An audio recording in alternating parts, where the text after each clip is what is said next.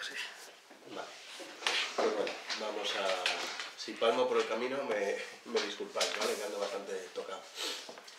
Breve introducción.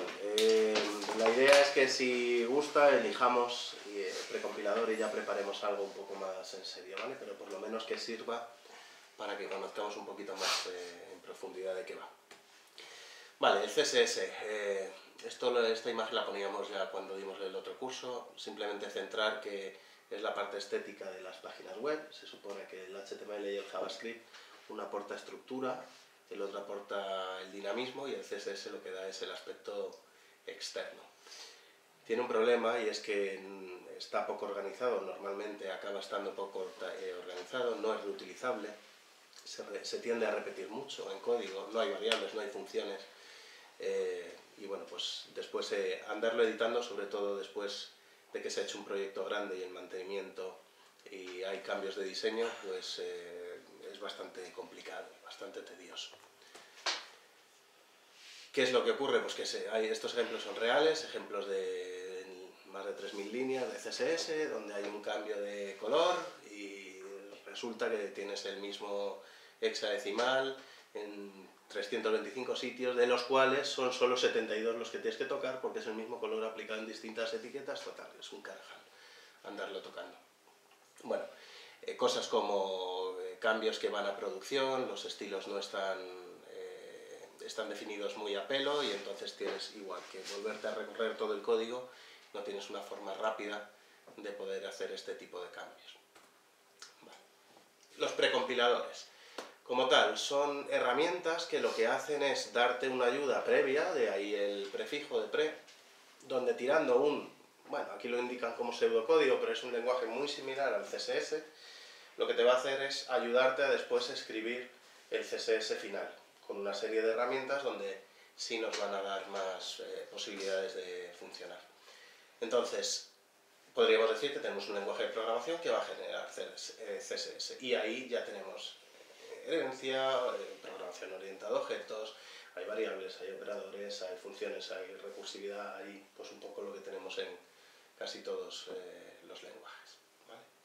Y esto en el CSS pues no se había... ¿A qué se refiere con los comentarios de código automáticos? Muchas veces cuando, ahora lo vamos, creo que hay algún ejemplo, cuando estás haciendo mixins, etcétera, y te va generando bloques de código, te va haciendo referencia a, porque él a lo mejor de un mixin y dentro de un bucle te va haciendo N estilos, ¿vale? Pues te los va pseudo documentando con los nombres de las clases y demás. No recuerdo si lo tengo por ahí, pero vamos. Según el precompilador que se elija y según el tipo de archivo que se elija, porque por ejemplo en SAS puedes trabajar de dos formas diferentes, algunos de ellos sí te lo permiten hacer. Los preprocesadores más gordos en el mercado, bueno, pues está SAS, el primero de ellos, LES, Stylus, Compass, hay unos cuantos. Casi todos tienden a hacer lo mismo, unos te dan pues más facilidad a lo mejor en la sintaxis, otros te dan un poquito más de potencia, pero todos vienen a tener, por lo que he leído, más o menos las mismas funciones. Los más gordos, SAS y LES, bueno, pues los dos arrancan un poco más o menos a la vez, los dos surgen en Ruby, luego LES se fue hacia JavaScript, que es como se ha montado. Los grandes, si lo diré, generadores de HTML o ayudas, digámoslo así, de HTML, pues han ido eligiendo. Por ejemplo, Foundation se agarró a SAS desde el principio, Bootstrap cambió, empezó por LES y fue su más competidor, pero después sobre LES apoyó también una solución en SAS y mantuvieron las dos a la vez, y ahora por fin con la última versión se han ido todo hacia SAS, que también es un poco por donde yo me he querido centrar en SAS precisamente por esto. SAS tiene más comunidad, LES no necesita instalación, SAS va en Ruby que lo tienes que montar, y LES al ser sobre JavaScript pues no te hace falta, ¿vale? ¿Cómo funcionan en general? Todos lo que hacen es que tienen sus ficheros propietarios, que ya os digo, la sintaxis es bastante similar al CSS, hay un proceso que puede ser invocado o puede estar en modo watcher funcionando, y acaba escupiendo un fichero traducido ya en CSS. Y eso es lo que se sube al servidor. O sea, no... La gente, he oído por ahí comentarios de decir, no, que si no subes los ficheros a producción, los SAS o los LES, o... no, esos no se suben, realmente se pueden quedar abajo. Que lo que tiene que subir al final es un fichero CSS para que lo vea la página. No hay navegador todavía que entienda ninguno de estos formatos para hacer en tiempo real. Que yo sepa, no. Y más que eso, estamos un paso más atrás todavía, ya no que lo interpreten, sino que para debuguear es un poco rollete. Aunque hay etiquetas para hacer debugging y esto, pero no, todavía no.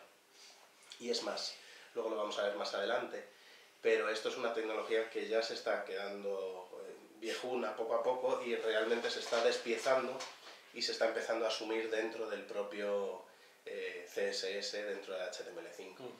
Entonces, bueno, después lo veremos, pero la idea es que esto se acabe de fragmentar con el tiempo y se acabe asumiendo en HTML5. Lo que os decía, o compilas el archivo a mano o hay un watcher que te va generando, tú vas haciendo tiempos o sea, vas haciendo cambios y en tiempo más o menos real pues te va generando el CSS. Y bueno, este es un ejemplo a la derecha de pues, una estructura de cómo organizar tus propios archivos para después que tengan un homólogo en CSS, que sería lo que subiríamos. Vale. Mi elección va a ser SAS, en principio. Necesitamos tener instalado Ruby, que viene en Linux por defecto. Si no, ahí tenéis un apt install de Ruby, install SAS, y la última versión cuando lo hice era la 3.4.22. Después un par de ejemplos para que veáis cómo se hace simplemente por línea de comandos. Tú indicas qué fichero SCSS o SAS, dependiendo, ahora veremos, se compila contra qué nombre de fichero CSS y él te hace la transformación, o bien pones los watchers, o bien pones el watcher y lo pones directamente para la extensión. Esta última operación, pues lo que hace es que vas escribiendo y vas obteniendo. Que casi el tiempo que haces alt tab para irte al navegador y pulsar F5 ya lo tienes refrescado, o sea, es rapidito. Los gráficos de abajo son los aspectos que ha ido teniendo SAS. Entonces, si veis las gafas, el SAS así o la tía del teléfono, pues son los que ha ido teniendo ya por ahí. Vale, en este caso tiene dos sintaxis, los ASI, los SCSS y los SAS. La primera de ellas es muy bueno para la gente que empieza no desde, bueno, que empieza desde cero, digámoslo así, pero queriendo integrar cosas que ya tiene hechas, porque te admite la sintaxis de CSS e incluso la puedes pegar dentro. Es muy parecida al CSS, ¿vale? Es bueno como herramienta para los que van poquito a poco, van probando y vais implementando vuestro fichero CSS, SCSS, hasta al final poder hacer una sustitución. La siguiente lo que hace es que es un poquito más avanzada, te eliminas las llaves, eliminas los puntos y comas, etc. Pero tienes que estar más acostumbrado ya a SAS y bueno, pues se sustituyen por las indentaciones, por los saltos de línea y demás. También hay algún ejemplo más adelante. Está muy de moda lo de la indentación y me jode bastante. Los YAML que también se han puesto en Groovy. Al final llegas y metes un espacio en medio de un tabulador y se jode el documento y dice, no me jodas. Hay que tener cuidado. Yo jugueteando no me he querido salir de las llaves, porque al final será porque tampoco tengo mucha soltura con ello, pero lo veo mucho más claro en el momento en el que lo tengo bien. Pues los YAML se están poniendo muy de moda. Bueno, aquí abajo dos ejemplos que sepáis que son revertibles, ¿vale? Que puedes pasar de un formato al otro, en principio. Lo que no he hecho pruebas es a si te rompen mucho las cosas, no. Pero bueno, que admitir, te lo admite. Aquí hay un ejemplo muy sencillito entre un código de SAS, que bueno, ahí ya veis un porcentaje, perdón, una llave, un dólar, indicando que hay variables. Y como sería a la derecha, pues con el tema de las llaves, y al final cuando compila, pues te lo compila un CSS normal. Cualquiera de los dos ejemplos te da este resultado final. ¿Vale? Ok, vale, vamos a ver los superpoderes que tiene los precompiladores. Las variables, como hemos visto, con dólares. Podemos meter a variable a priori todo, casi todo, dentro del mundo de CSS, ¿vale? Las dimensiones, las fuentes, los colores, las animaciones, tenemos un scope local, un scope global y a funcionar con ello. ejemplos aquí abajo, bueno, ahí arriba, se hace una definición de color principal, del width y un tipo de border, y luego lo utilizas a lo largo de tu CSS. La potencia de esto, pues ya os la imagináis, mañana el cliente no lo quiere azul, lo quiere verde, pues tocas en un sitio y ya está. Donde ahora mismo la variable main color la estamos viendo ahí dentro del body nada más, pues imaginaos en un archivo tochísimo, pues el main color lo cambiamos, o incluso hacemos que ese main color lo podemos, o sea, todo ese bloque lo buclamos sobre 3 colores o 4 colores básicos, se los ofrecemos al usuario, nosotros ya hemos generado nuestros 3 o 4 ficheros CSS o el mismo pero con todos los colores cambiados, y en JavaScript le haces pivotar sobre uno sobre otro y se hace sus composiciones de color. Perdóname absoluta ignorancia, ¿el CSS limpio, puro, no hay variables siquiera? No, ¿No hay variables? No hay variables. Las tienes a partir de la última versión de HTML5 y no está todavía, no es que los browsers. Entonces aún no hemos llegado. Es una de las primeras cosas que se van a caer, pero no. No hay operadores, no hay variables. No, vale, o sea, puedo entender que no haya funciones, operadores, tal igual, pero variables. Queda macho. Vale. Cero patates. Un segundo sobre esto, Sí. el uso de variables. Porque una cosa que tienes cuando trabajas con CSS es en el IDEA, en el caso de, no sé si para otros IDEs, es que si te equivocas de, o sea, puedes poner, si haces color, 2 puntos, y pones 1024 píxeles, pues el IDEA te dice que eso está mal escrito, que ahí que el color no admite eso.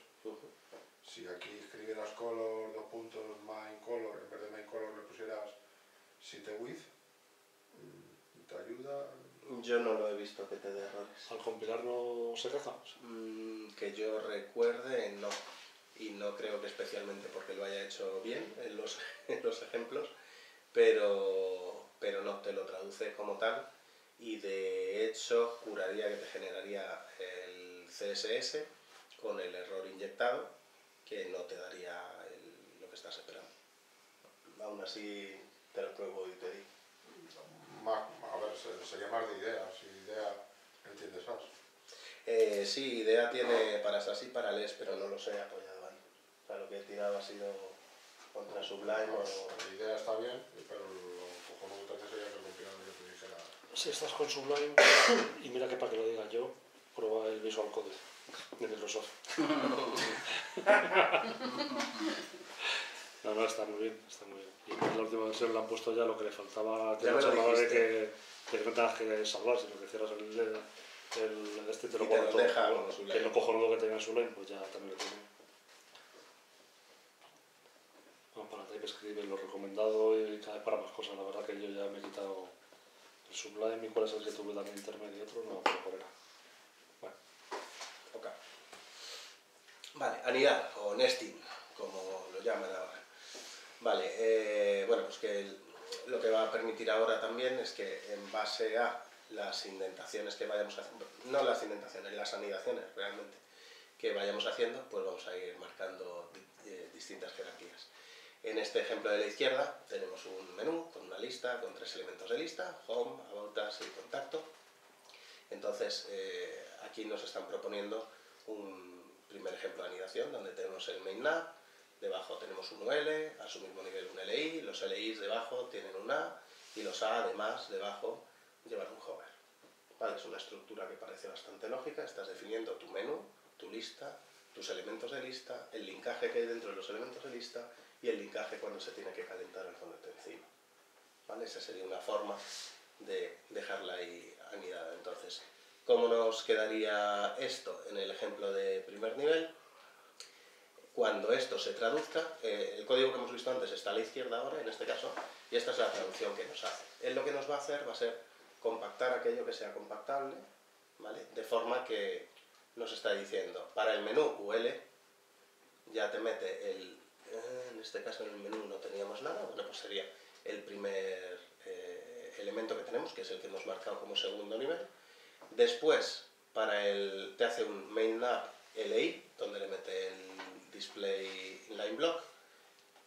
Por último, se va hacia el main nav y te da el link, y a eso le mete el over.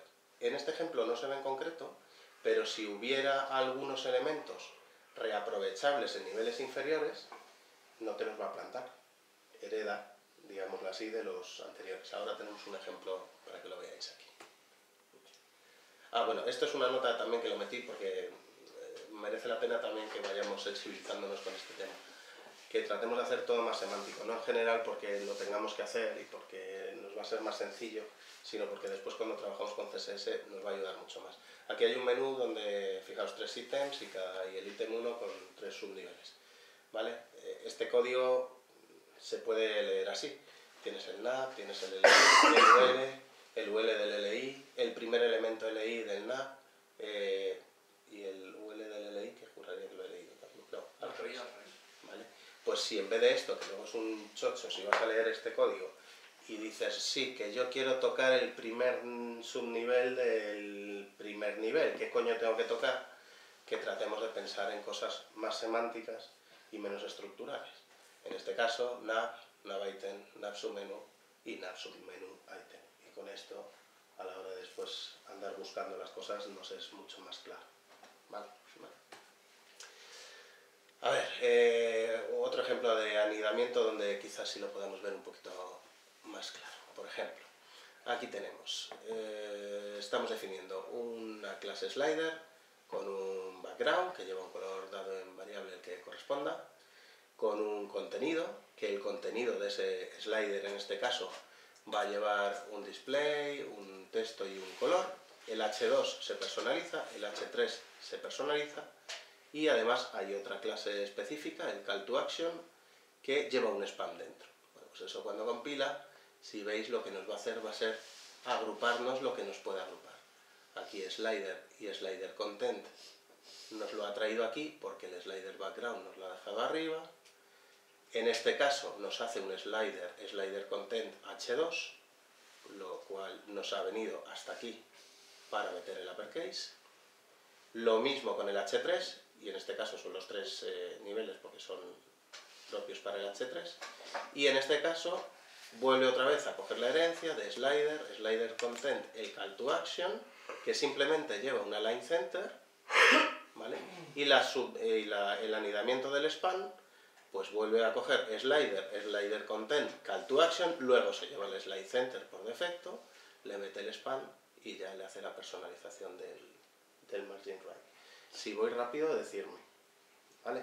Veis un poco, quedaos con el concepto, aunque ahora a lo mejor cueste un poquito más seguir, pero quedaos que lo que se hace es una lectura, trata de condensar todas las etiquetas que pueda poner juntas, todas las clases, y luego hace una segregación de los estilos que llevará el padre y los que tienen que llevar los hijos.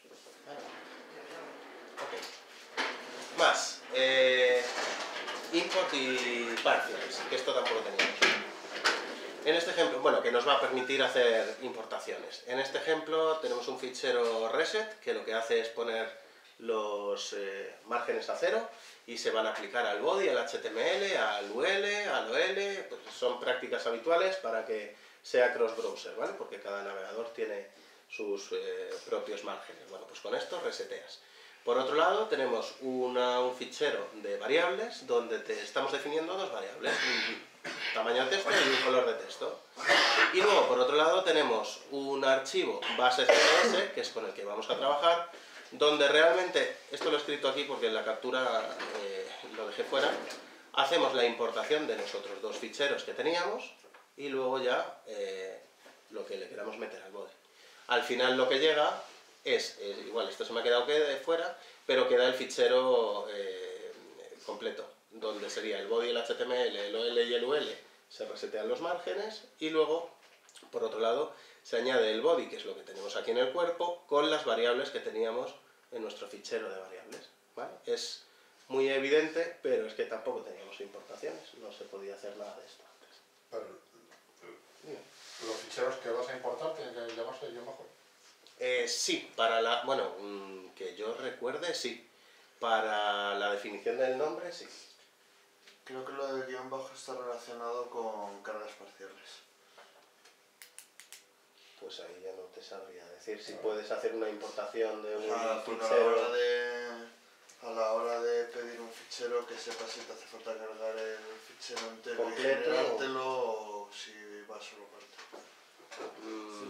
Creo que iba por... Pues iba por ahí. eso no lo tengo probado. Bueno, no lo tengo. Claro, lo que importa es el nombre del fichero sin el guión bajo, porque es @import_bars, guión bajo.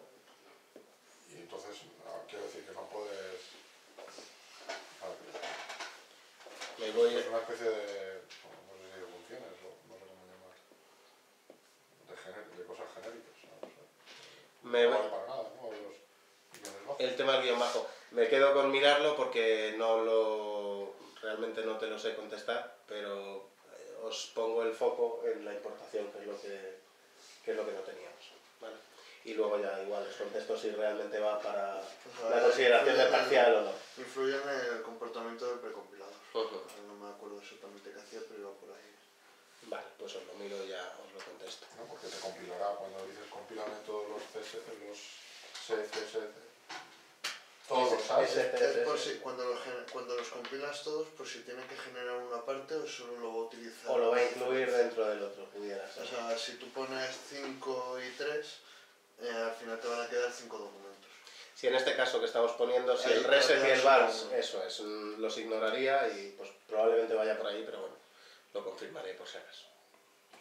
Vale, operadores, que tampoco teníamos, pues ya los tenemos, ¿vale? De forma que podemos hacer cosas de este estilo.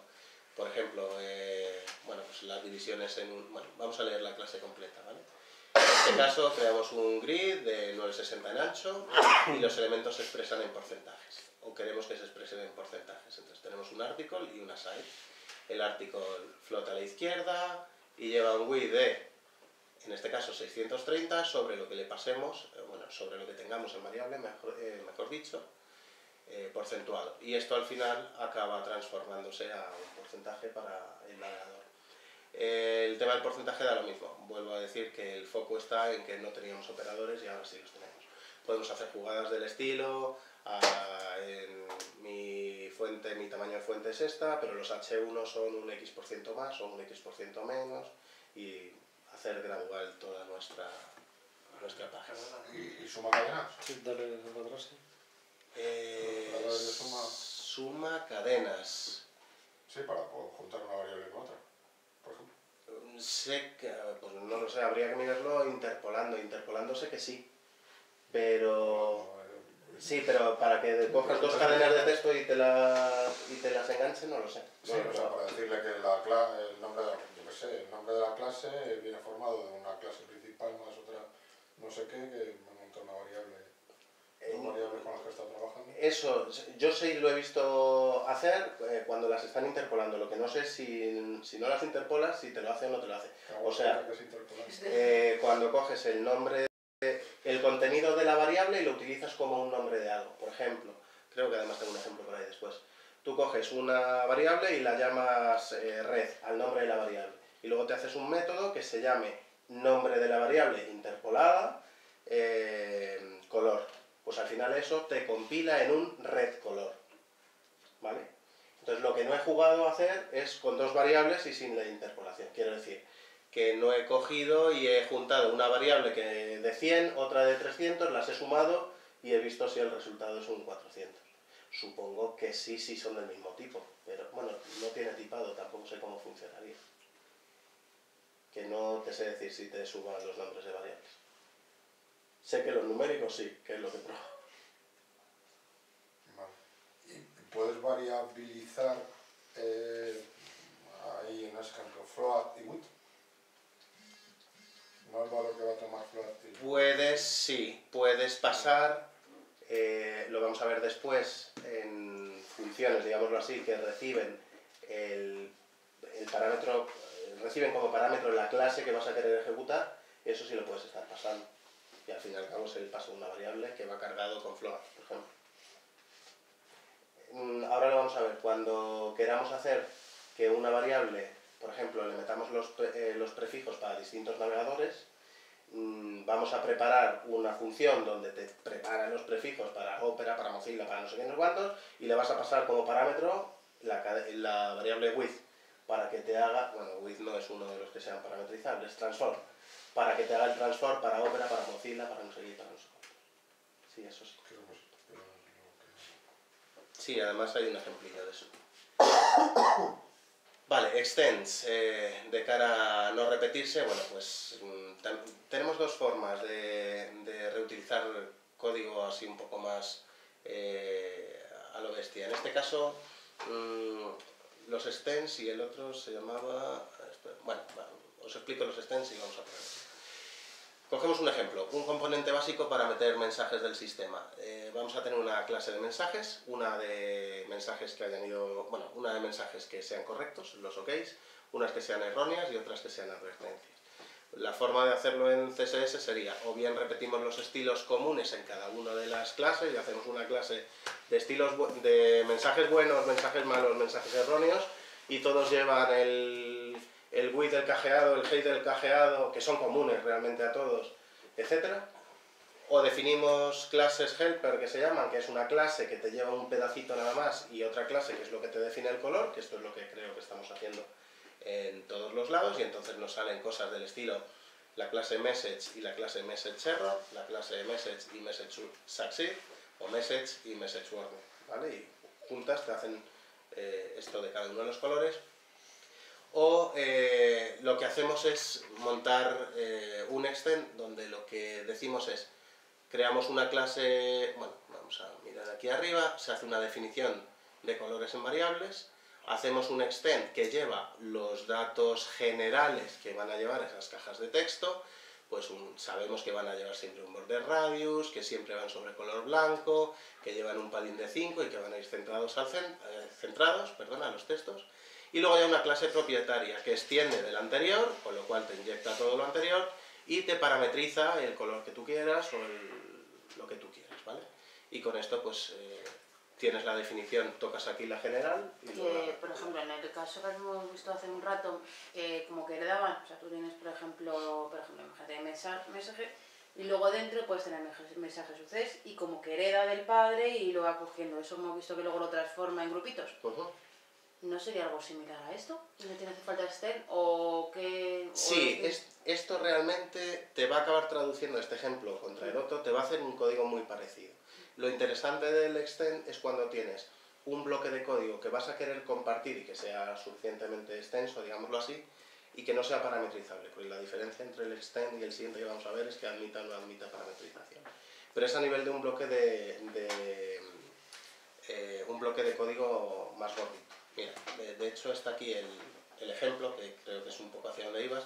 La traducción del CSS te va a generar esto, donde ¿os acordáis que os he dicho que os comprime los bloques, ¿vale? Pues él te genera para el succeed, para el error y para el warning, todo lo compartido. Y luego te genera una clase específica, te genera una específica únicamente para la diferenciación de cada uno de ellos.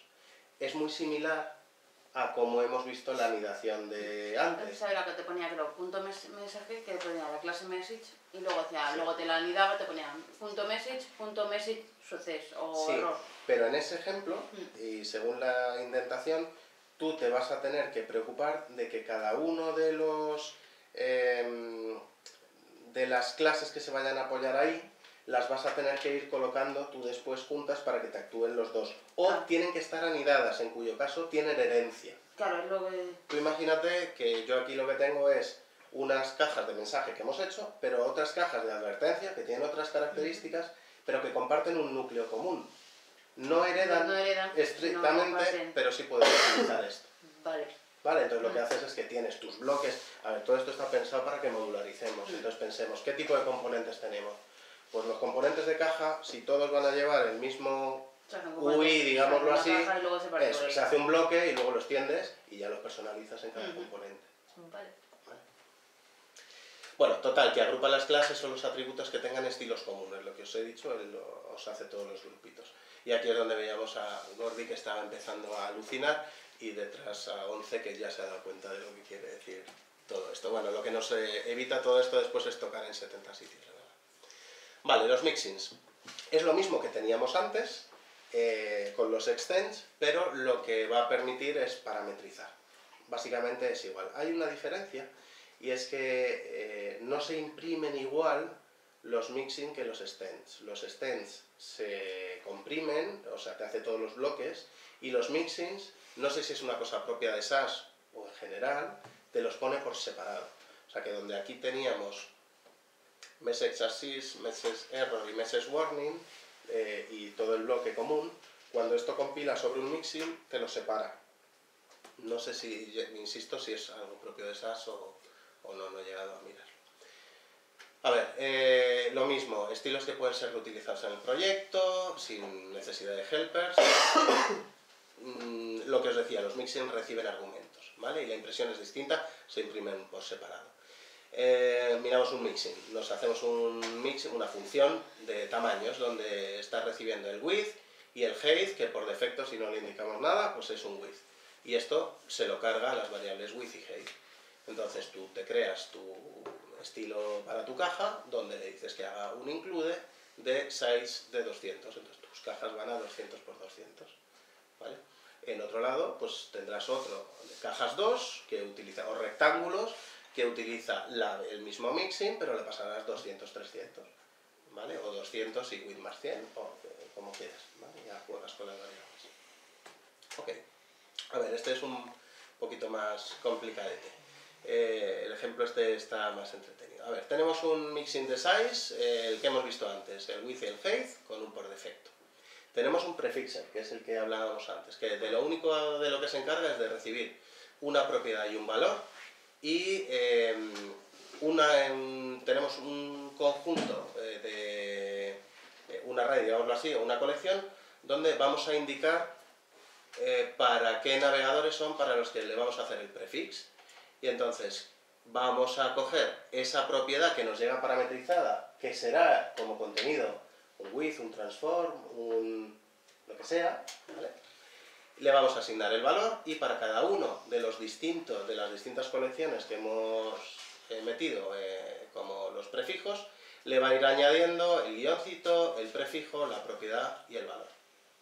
Por otro lado tenemos un mixing de transición que espera un valor y por defecto lleva 0,15 segundos, ¿vale? Y el código. ¿Qué es lo que lleva el código? Pues simplemente es una cajita con un color en rojo, donde le decimos que por defecto se haga de 200, luego esto nos va a generar un cuadrado de 200, que nos haga una transición de 0,4, y entonces lo que nos va a venir aquí va a ser, si os fijáis, la transición a su vez llama al prefixer. Entonces con los 0,4 nos va a pasar la propiedad transition como parámetro y nos lo va a dejar para cada uno de los distintos navegadores, ¿vale? Y además se hace un control de que si la caja, el box, además lleva la etiqueta activa, entonces te la amplíe y te la ponga en 300, te la haga un poquito más grande. Y como lleva la transición con 0,4 segundos, además lo vamos a ver animado. Más o menos, ¿vale? A mí se me puso esta cara también cuando la empecé a ver, ¿eh? Aquí tenemos el ejemplo. Vale, esta es la caja que tenemos. En este caso, el active o no lo estamos lanzando con un clic sobre la caja, ¿vale? Y este es el SCSS que teníamos en el otro lado. ¿Qué es lo que conseguimos? Que al clicarla se nos amplíe de 200 a 300 y además, como lleva una transición de 0,4 segundos, pues lo vemos animadito, y si se lo quitamos, pues se viene abajo. ¿Qué es lo que traduce al final el CSS? Pues mirad, nos crea el campo caja con el background color en red, el height y el weight que iban por definición al principio, una transición en 0,4 que además te la pone para WebKit, para Mozilla, para OS y para Opera, ¿vale? Y además de eso, dentro de Box, si Box es activa, te genera una subclase, vamos, una clase por debajo anidada, que le cambies el height a 300. ¿Vale? Ese es al final el CSS compilado. ¿Visto? Más o menos. Bueno, que os dé una idea de simplemente de hasta dónde puede llegar. Luego ya con esto nos podemos enredar mucho. La interpolación que comentaba, pues que si tú una variable red la cargas con el color red, si interpolas con la almohadilla y las llaves y le añades heading, y a su vez después le asignas la variable interpolada, el color, pues lo que acabas obteniendo es un red heading con un color red, ¿vale? Lo que no he probado es a que estas variables sean concatenadas con el más, que es un poco lo que me comentabas. Pues entiendo que si concatenar dos. Sí, supongo que sí. Almohadilla, llave, red, Sí, ni siquiera hay más. almohadilla. Es que en estos Quiero casos pensar que sí. En este caso, vamos, Vale. Más no, cositas. repetitivamente. Venga, directivas de control, pues hay condicionales, hay bucles, for each y while, debug y war que no los acabo de manejar muy bien. Los dos son para poder ver traza en el log de la compilación del propio proceso de Ruby, de la consola. Y bueno, simplemente haceros un poquito por encima pues cómo funcionaría un if, es muy sencillito, con el if else y este código al final, pues si estamos pasando monster, pues como no es ni Ocean ni Matador, pues será color green, que es lo que traduce aquí abajo, ¿vale? En este caso, pues un bucle de entre 1 y 3, donde lo que nos va cambiando es, para el ítem interpolando a la variable que va girando, le pone el width de 2m por el porcentaje que está iterando. Con esto lo que hacemos es hacer algo que escale. Entonces, ¿qué es lo que tenemos? Pues un ítem 1 con un width de 2, un ítem 2 con un width de 4 y un ítem 3 con un width de 6. ¿Vale? Lo van multiplicando. Y pues en este caso con un each y se está mezclando para los animales en la colección de pumas, isla, tigre y salamander. Porque la colección ha ido con comas, en la otra iba sin comas. No te sé decir ahora mismo, no manejo la sintaxis como para sabértelo contestar. Lo miraré porque aquí es cierto que lo teníamos directamente como los variables por defecto Sí, pero sin de comas. una propiedad, sí, pero No al... creo que sea por eso. ¿Eh? No creo que sea porque uno sea para defecto y esto será que no es una lista, sino que son propiedades y el otro sí es una lista. Puede Eso las puedes ser, iterar, no lo sé. puede ser. No sé si el hecho, porque la verdad es que los dos se manejan con un each, con lo cual yo no tengo muy claro. Sí. Aquí lo que hace es que te coge el animal entre estos cuatro y es cierto que están separados por la coma. ¿En el otro tienes el int también? En el otro sí. Ah, no, es una propiedad, perdón. No, y el otro lo que también está como un parámetro, que los parámetros separas por coma, igual si metes coma y se hace un lío. Eso es verdad. No sé, En cualquier Solo caso, te juegas en el otro lado, dices. en el otro, claro. Claro, pero el espacio que sea el separador del ítem. sí, pero es posible que sea que se esté tomando La como una sintaxis propiedad. ha sido fuerte de JavaScript y de estas cosas.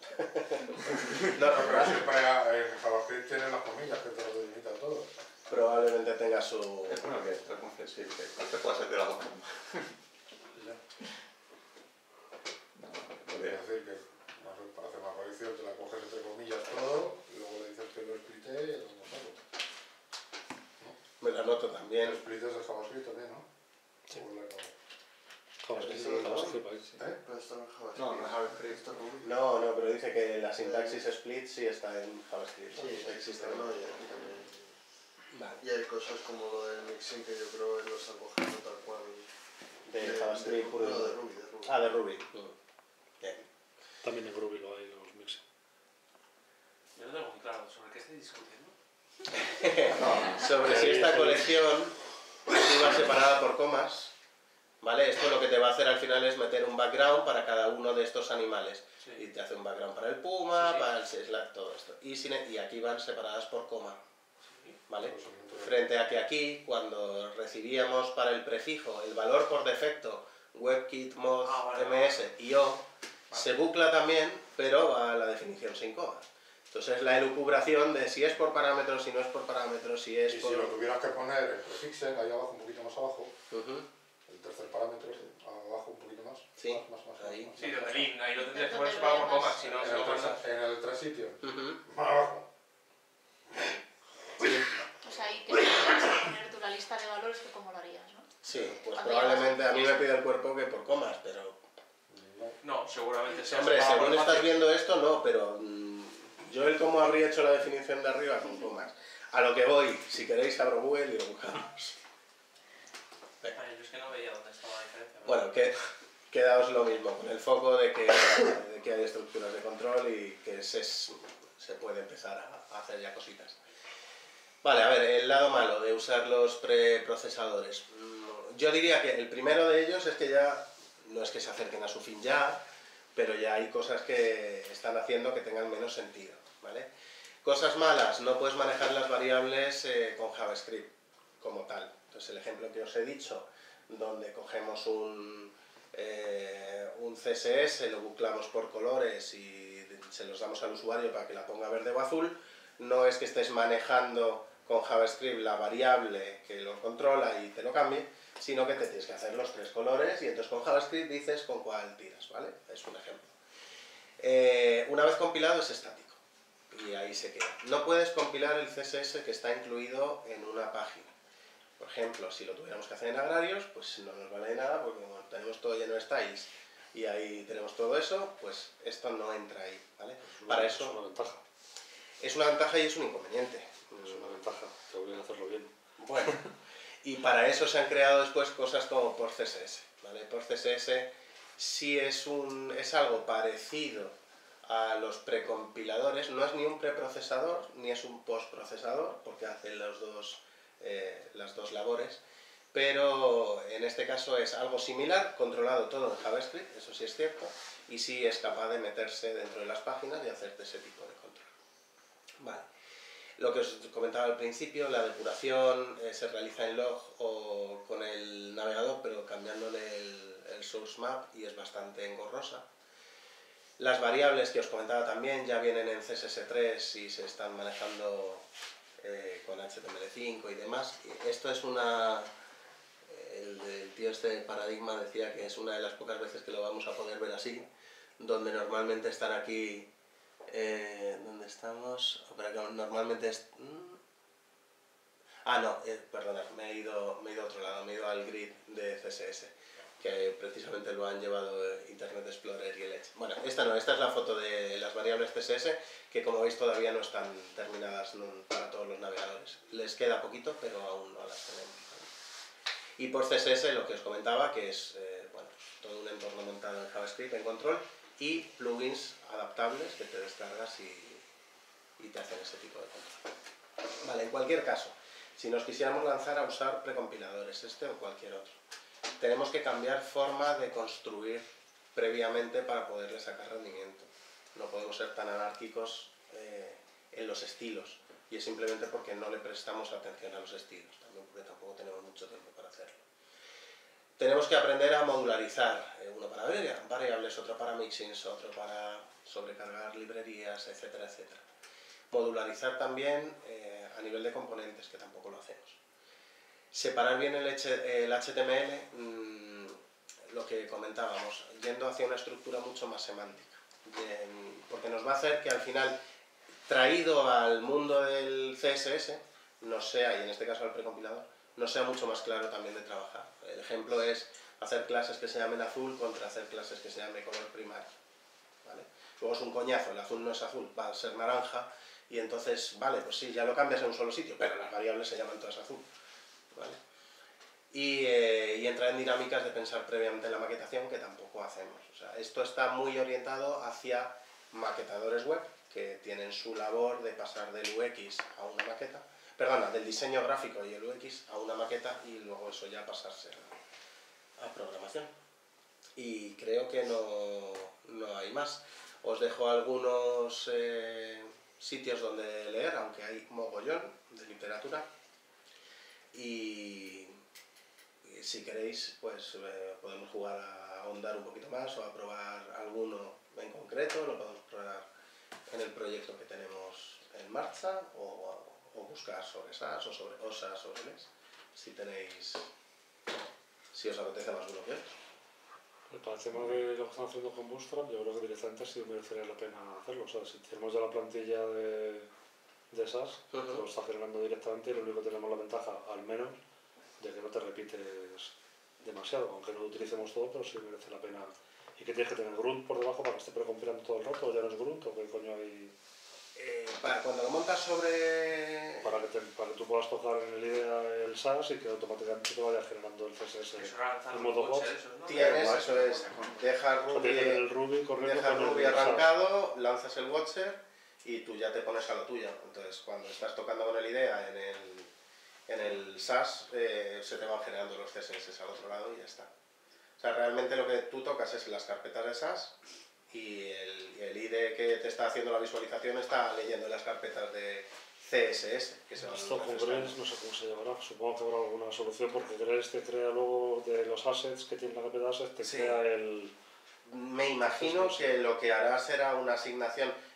Al fin y al cabo a Grails le va a interesar saber dónde están los assets, los CSS. Donde tú te quieras poner los as, un poco le va a dar lo mismo. No, ya sí, eso lo sé. Lo que te quiero decir es que los CSS que tú le dejas como CSS, él llega y los cambia de sitio y los mete en otra estructura. Sí, correcto. Está igual que los JavaScript, que le pones 4 JavaScript y te crea solo uno. Sí, sí, Para sí. que no tengas que bajar ese fichero. Entonces, no sé cómo... Seguro que Sí, tiene pero que eso hacerlo. Es un cuando ya vas postproceso, usando, ¿no? eso es. Claro. Y a lo mejor Entonces, tiene el paquete también, para Pro, incluso ¿no? igual te sobra, igual el IDEA ya te permite actualizar y se genera en los CSS. Igual tenga algún tipo de plugin o algo para... Yo sé que en el momento en el que para no abres tener un que tener proyecto Ruby, donde ¿verdad? tengas SAS montado, él te lo detecta. Pero no he hecho la prueba con IDEA. No creo que te haga la transformación, o sea, no va a ejercer de... Bueno, si tienes el Ruby corriendo, a lo mejor sí que... No, si el IDEA tiene plugin, por ejemplo, para Skydoctor, que Sí, tú sí. tienes el Skydoctor y trabaja en HTML en tiempo real. O O sea, sea, me imagino que seguramente tendrás algo de eso y te quitas tener otra cosilla por ahí corriendo. La detección de SAS y de LES sí lo tiene, porque cuando he abierto los proyectos correspondientes te dice hemos detectado SAS, hemos detectado LES. Ahora la configuración no la he echado a probar. Pues hasta ahí puedo leer. Muchas gracias. A vosotros. Y no te has muerto ni nada. No, además estoy respirando mejor. Vale, pues sigamos.